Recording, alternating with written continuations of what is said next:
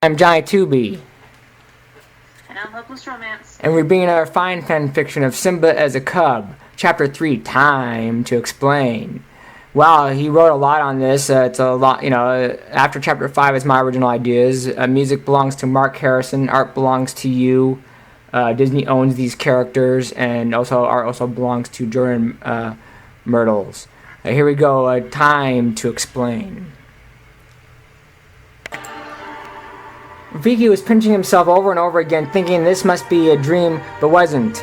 Nala was repeating herself, and as she did that, and she was constantly pacing. I don't know, Nala, he grunted as he was thinking how stupid it was to get a mix of alcohol from the airplane, natural berries, and a ridiculous potion.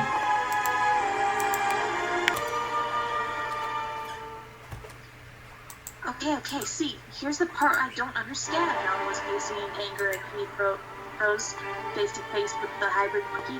This was your doing, right? Yes, but...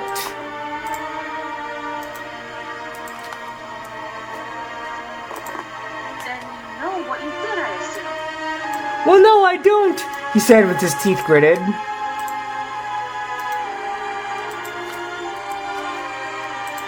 What? Nala asked Nala's jaw dropped in shock. Okay, I was drunk. I have no idea how this stuff works.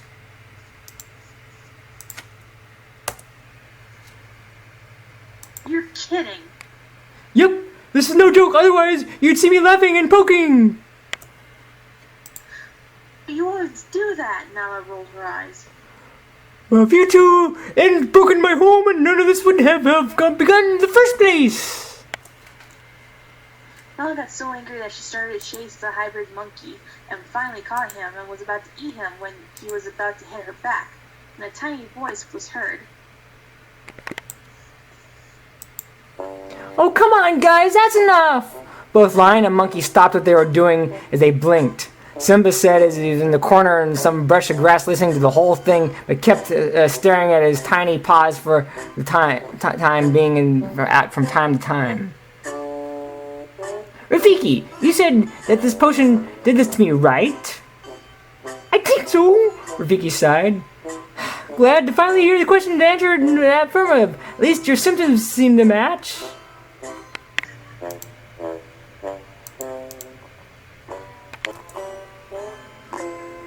It would have been better if the plane just told me. Nala muttered, warning, side effects may include headache, nausea, lower back pain, and turning into a child.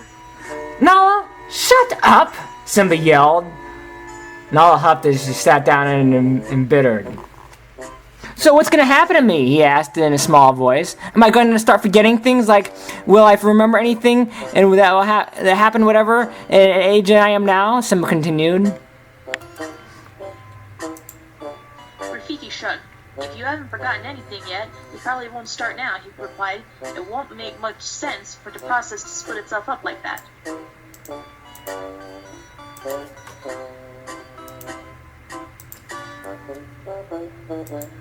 So, would that go for how my mind works too?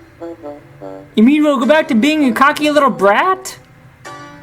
I wouldn't have used those exact words, but yeah, more or less that.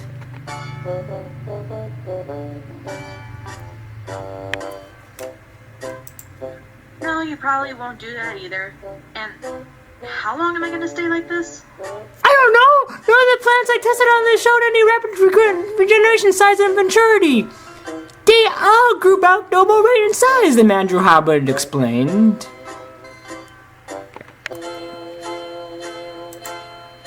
Damn, you mean to tell me that I'm going to...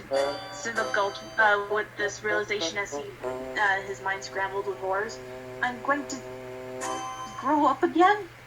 The monkey nodded in a grim way. Simba then went to slick inside his stomach as he was boggled in the news that he felt absolutely horrible, like he was just got off a roller coaster. Nala even turned pale. However, it is possible I can find some remnants of the potion left and find an antidote. And me and the shaman had the royal family's full attention. You can? Simba and Nala both shouted at the same time as they leapt to their feet. I said maybe, damn it! That's not a yes, that's not a no! It's a maybe, the mandrill said angry. Give me some time! Fine, how much time? Simba asked.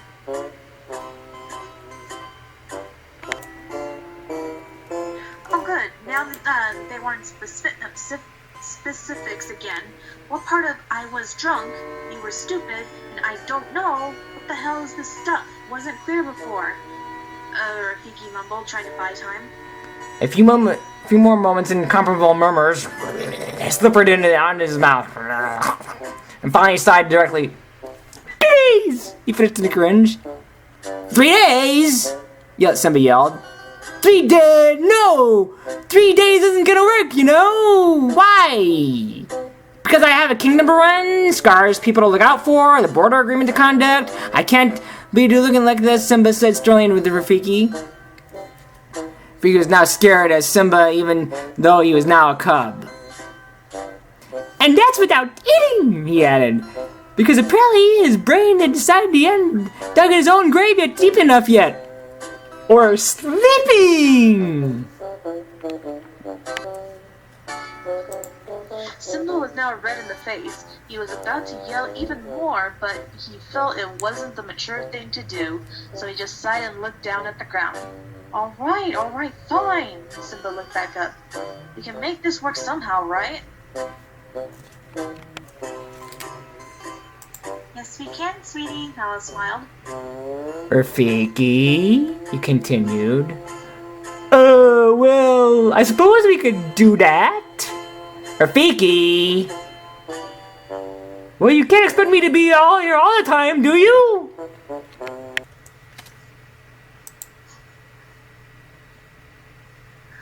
Rafiki, do you know what taxidermy is? I hear it's all the rage in some prides. Shaman, Blanche. Yes, we are most definitely all in this together, he agreed without hesitating. Good man, Simba said as he rolled back onto his feet. Okay, so, who do we deal with first? What do you mean, honey? Well, someone's gotta know, right? I mean, others should know besides us 3. Hey, what happened to we're all in this together? Oh, come on, Rafiki. Nala butted before the Simba as he had a chance to reply. That wasn't meant to be it.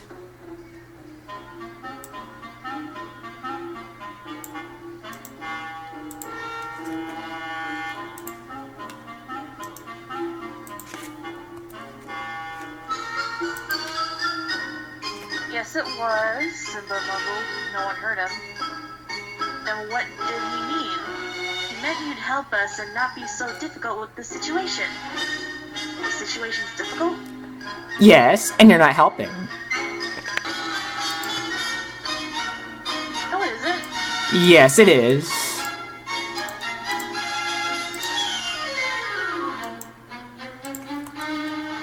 Oh! Yes! As the annoying as it continued, Simba got up annoyed. Guys! Just then another lioness showed up and interrupted the 3. One who was sandy brown and one eye, that is.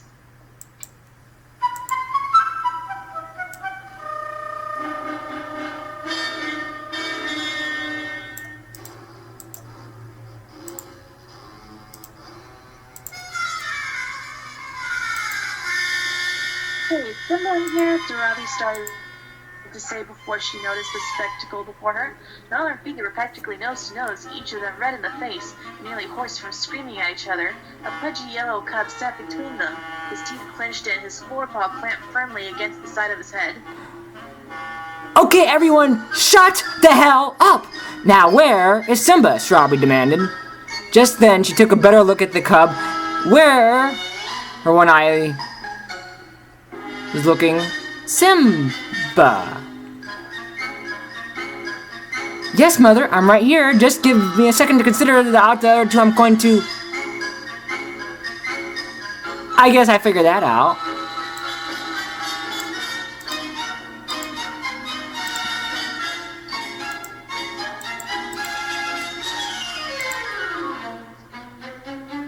Hi, Mom, Simba grinned. Yes, can someone tell me what happened? Simba said without moving her one eyelid. Rafiki, Nala said. Simba, said Rafiki. Don't look at me, I'm just a victim. I'm a victim of circumstances. It's him who's responsible for this mess.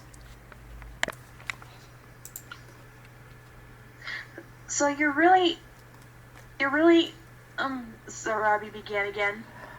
A cub again? Yes, it is true. This is no dream.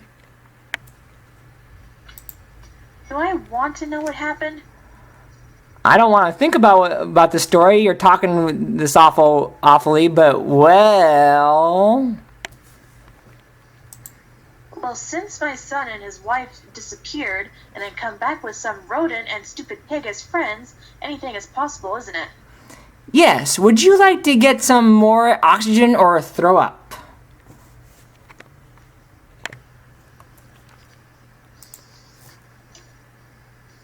Would you excuse me? Sure. And with that, Sarabli calmly walks around into the den and barfed.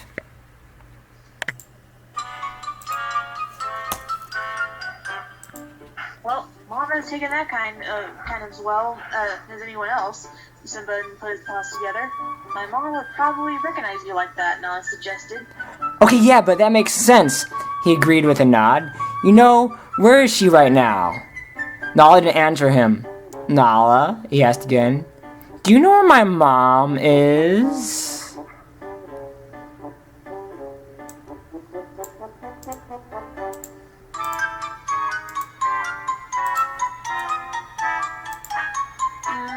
She replied with a strange, tight-lipped expression.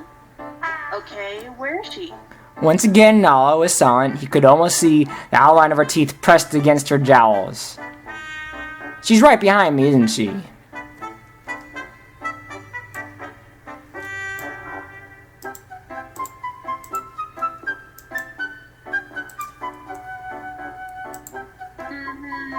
Simba turned around slowly. Serafina was holding a bottle of Bud Select in her paw and then looked at it. I'm not even half drunk yet! The cream-colored lioness with green eyes was not fully focused on yet, as she said, was looking at the beer and then back to Simba and then back to the beer again. What is this stuff? There's no pink here! Serafina looked at the bottle and threw it to the ground. Hello, Serafina, Simba said. Mom, why are you drinking this early? I was just getting a pick-me-up. It's not even midday. Mom, are you okay?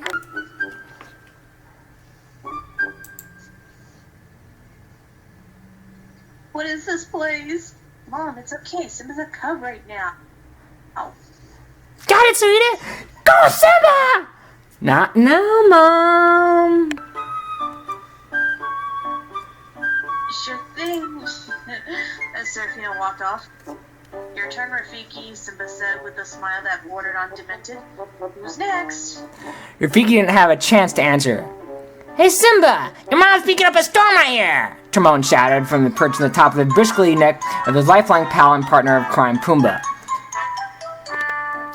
Must be some kind of bug around here. Ha ha! Get it, bug? 'Cause she's... Simba? Oh no, Simba palmed. Ah, look, he's tiny again, Pumbaa, said gleefully. But this is fun just like old times. Pumbaa, you're missing this point, Timon yelled back. He's not supposed to be tiny again. It's the first rule of life. To treat others as you would like to be treated. Okay, guys, can we focus, please? Simba asked in a pleading, almost desperate voice. Gah! Back! Back, you! Imposter! Don't come any closer! Timon squealed as he stumbled upon Pumbaa's back. He kept scooting backwards and as he hit the ground, holding out his hand and forming a cross with his forefingers. I'm warning ya!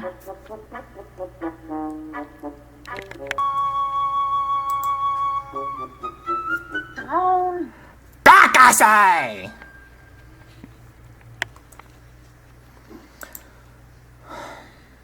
An anguished growl cut through the air, and An instant later, Timon was flat on his back, his arms pinned under Simba's surprisingly strong paws. "Will you just listen to me for 1 second?" he hissed. "I don't know what happened to me, what caused it, or how I'm supposed to fix it. But I do know that you've already told me you'd stick by me no matter what. I've lived with you, I slept beside you, I fought beside you, and right now all I need from you is just trust me, please."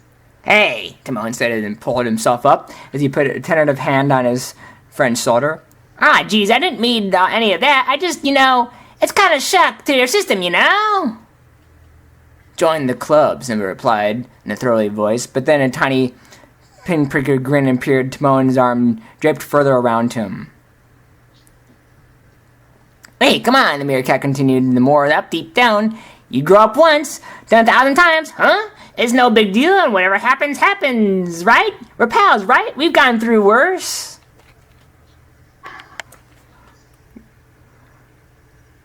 We have? Simba and Pumbaa shot back up in unison.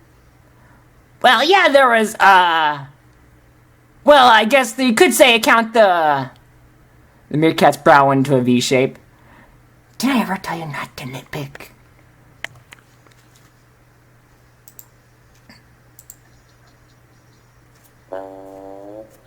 Finally, a full smile was stretched up from the depths of Simba's misery. "Well, at least you two are acting normal enough," he commented a bit dryly. "Thanks, guys." Anytime, buddy, Pumbaa replied, enthusiastically trotting forward to the nose of the going back to the cub to his feet. We're all ready to help, right, everyone?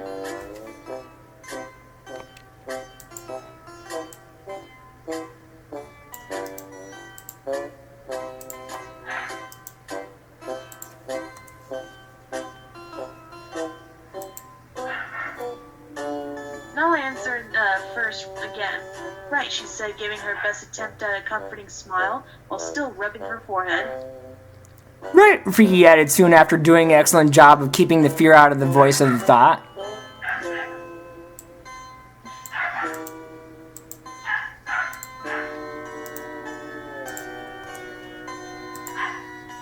"Right," Sarabi coughed as she re-entered the den. Oh yeah, sure thing, honey. Have a beer, Seraphina said as she found another one of his handing to Simba. Okay then, Simba concluded, turning his attention back to his suddenly wobbly mother.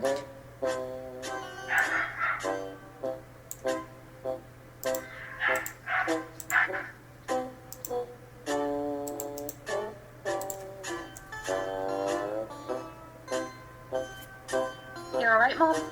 "Oh yeah, I'm fine, honey, just perfect. Were you gonna ask me something?" Actually, I thought you were gonna tell me something. I mean, before you went out and started. Yeah, let's never mention that again, okay, sweetheart?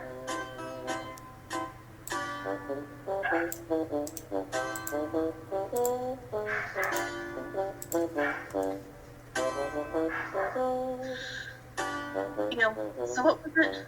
Oh yes, it was about, I don't think you really want to know. Mom, I woke up this morning at a 6-month-old club. I've been introducing myself to half of all the family and friends in the past half hour. What can possibly be in shock now? The Eastern Pride is here waiting. They have been patiently waiting for an hour.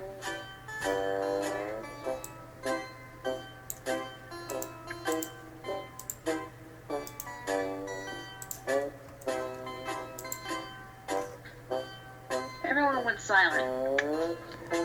So they're here now.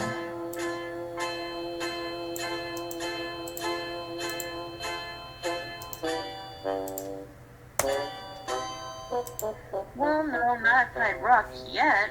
They were waiting by the watering hole last time I saw. Good, that gives me a time. No, I'm gonna need your help.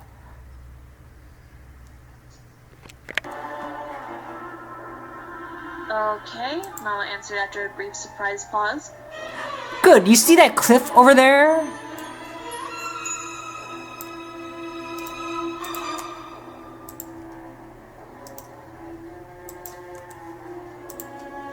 You mean the promontory?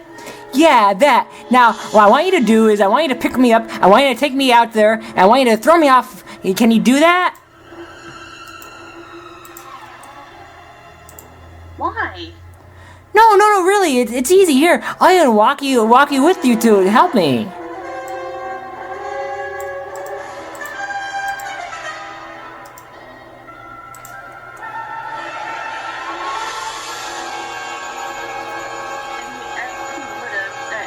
Except it was at that moment that Simba's luck had finally took one last turn for the worse, because it was that moment that Simba heard them approaching, heard a crisp, powerful voice swish through the air and rebound off the wall of stone behind him. Hello? Anybody up there? Oh shit, he whimpered, just before the heaviest lion with the stocky, angular muzzle and sandy brown pelt and mane came into view just beyond Pride Rock, accompanied by a slightly smaller lion with similarly colored fur, making his way somewhat hesitantly towards the platform where Simba occasionally addressed his pride. This is where he had been planning on meeting the very lion, Simba knowing what to do. He's coming in the den, he hissed. He scrambled back to shadow in the den.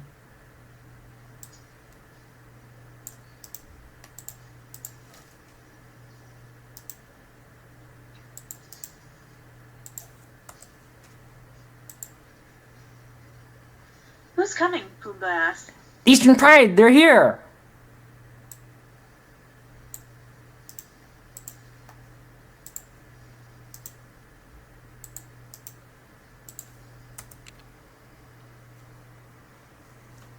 Nala's brow crinkled. Wait, they? What do you mean that? Oh, there you are, the brown mane lion interrupted, and he poked a head around the corner. Acting almost on instinct, Simba dove right out behind Nala's back, leaving her to deal with the Prideliner's new guests. Is this how you treat all your visitors? He continued. Simba cowered under Nala's tail. Bake them by the water until they are ready to burst into flame.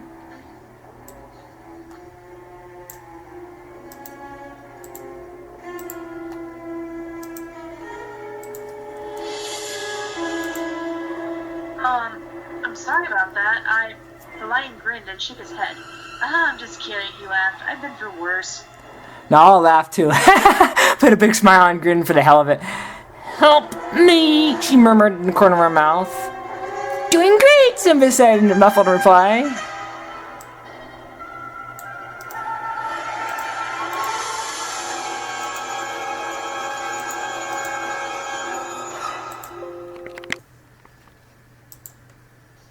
I don't believe any of us have met before, the lion said. Let's see, are you Simba's mother? Yes, I am. You have his eyes. Then he looks like at Seraphina, who's drinking. And you are Seraphina from the Sunfire Pride Hot Stuff. Care to have a beer with me? No thank you. I don't know what that is. Okay, you lose. Up. And I suppose you two must be Timon and Pumbaa. I heard Simba had a couple of friends hanging out around with him. That's us, Pumbaa answered with Timon, massive lion, somewhat unintelligently. Little friends, he muttered, before turning away and humph, his arms crossed in defiance. Finally, the lion turned back to Nala. And you're Nala, right? He asked, continuing once he saw her nod curtly. Yeah, I figured Simba talked about you a little bit. Said you were the prettiest lioness he'd ever seen. The lion eyes swept Nala's brow and away his paws. And quite frankly, I can't say I disagree with him, he commented on a somewhat slurry smirk.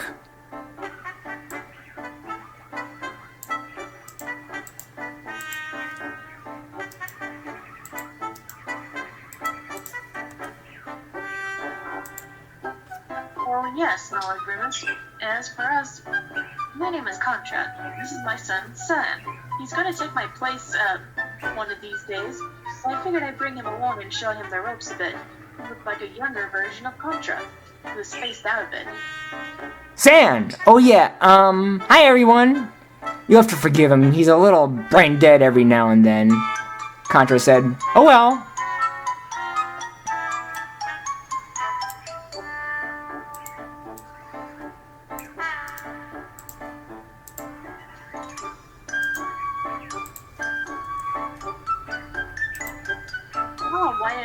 her grin a bit.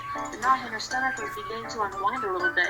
He might be a little blunt, and his son might be a little bit socially inept, but Contra seemed nice to her. So, getting back to the point, is Simba around? He's usually pretty punctual, isn't he? Oh, he's right, she said without thinking.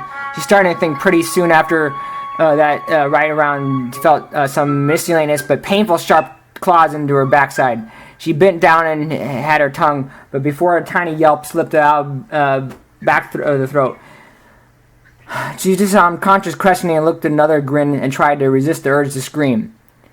She's without any clue without she'd finish. But in time she heard a silent cough wave back somewhere where it meant they had just strained a little too. Hard scraping the floor and back of Simba and Nala giving an idea in her mind. He's sick, she said, as a hint of pride at her good thinking sneaking into her voice. He came down with something terribly last night. Could hardly even talk this morning. Oh, that's too bad, Contra said. Oh yeah, he's horrible. He's puking all over the place. This time it only got the swap from his troubles. Oh, shut up back there, she grinned to himself. I'm doing the best I can. Really, you wouldn't think he would remember why I'm here, Contra raised an eyebrow.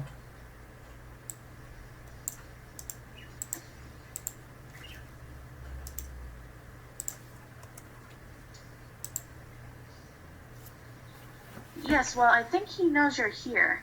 Oh, I think he already knows. When met with yet another quizzical stare, she clenched her toes and ignored the groan near her hind legs. I mean, he had a pretty good view from the cave where he's sleeping, she added, thinking back to the spacious cavern on the north side of Pride Rock, where Rafiki usually cared for any wounded members of the Pride. He probably saw you coming from miles away. Really? Maybe you should go see him. We could probably just talk in there. No, I don't think that would work. Nala replied quickly as this nervousness in her voice was too apparent. Because, but his mind was blank for the first time in his life. Nala wished that she would have a heart attack. She never was even born.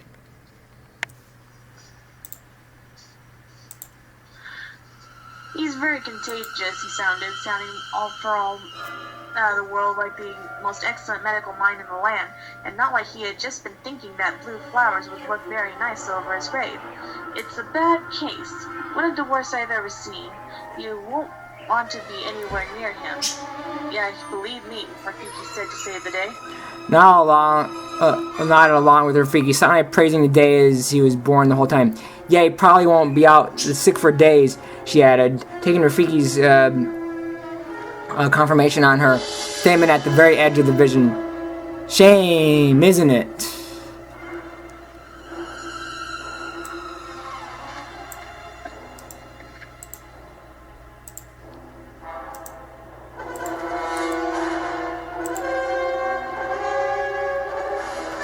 Well, it took us a very long time to come here.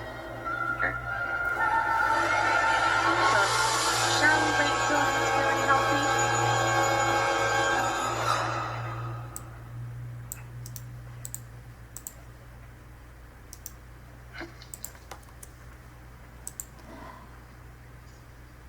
Nala's jaw fell open, as did those of many of the other current inhabitants of the den.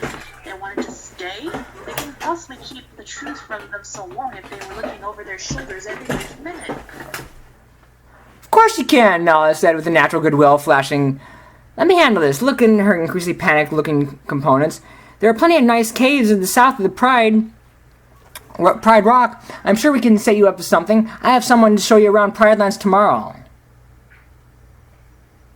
Sounds good to me, he finally said after a brief pause and another nudge to his son's shoulder, who was much less proficient in hiding the lack of enthusiasm for the next day's activity as his father was.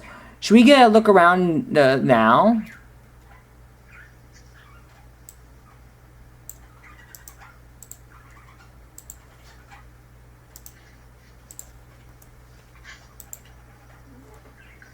Yeah, that'd be great, Nala answered intuitively, knowing that her noiseless sigh of relief was being matched by the cub crouched behind her. I'll be glad to show you around, Sarabi said. As soon as they were about to leave, the Contra noticed the cub. Don't, you idiot!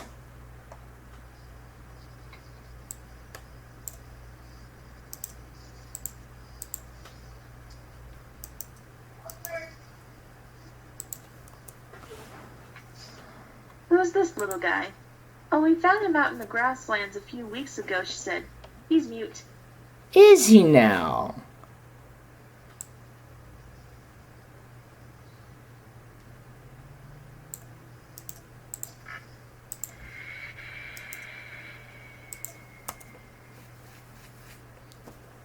Oh yeah, it doesn't say a word. We don't even know who he is.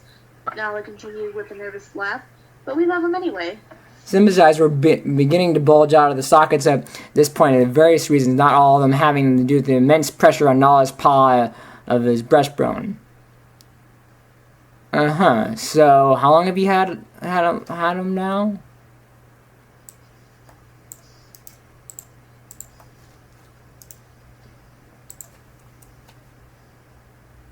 Just a few weeks. He's really quite friendly once you get to know him.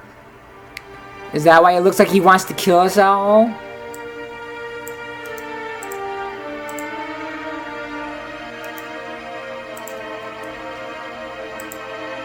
Well, he doesn't really like strangers. We should have seen him when we found him. Oh, well, sorry about that little guy. I'll try not to be so scary next time, Contra said as he was bent over to talk to the cub. The longest awkward pause of the day overtook the den after Contra's remark and then Andrews, who decided to bring the clothes. Well, we're going to go ahead and out to the cave you were talking about, he said. I think I need to lie down for a little while. You guys run pretty good strange pride here.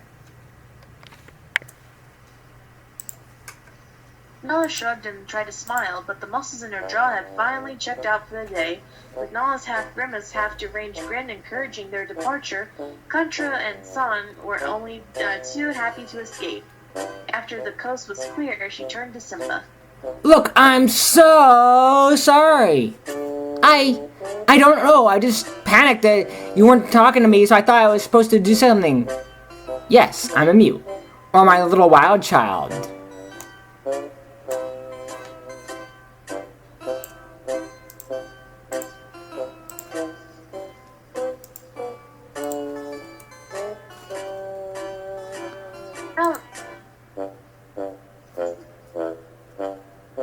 Look, I'm sorry, okay? She shouted back. What the hell was I supposed to tell them? Oh, him? Oh, that's just Simba. He's feeling a little childlike today. I'm sure you won't mind. No, I don't either. I don't know either, Nala, he replied. And finally, he just looked like Nala felt. Broken. I shouldn't be mad at you. It's not your fault. None of this is. I mean, you told me not to go up in the tree. Now look where we are. This whole thing's blown into such a giant mess, and I don't have a damn clue what we're going to do now. Sorry, Nala, he mumbled. You didn't do anything wrong.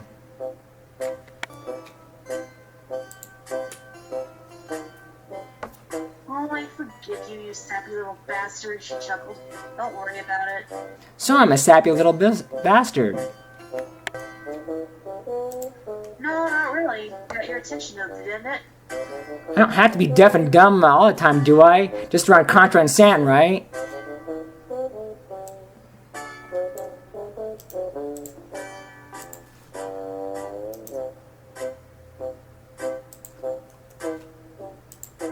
Sure, unless you're bad.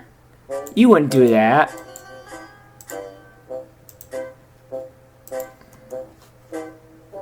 I reserve the right to. Oh, come on!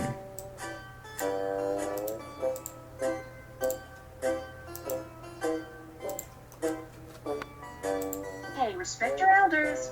Alright, I forgive you. It felt good to bicker like this, like today was just an everyday where they could goof off and ignore their higher callings in favor of various activities that might be mentioned in the company of their mothers and later.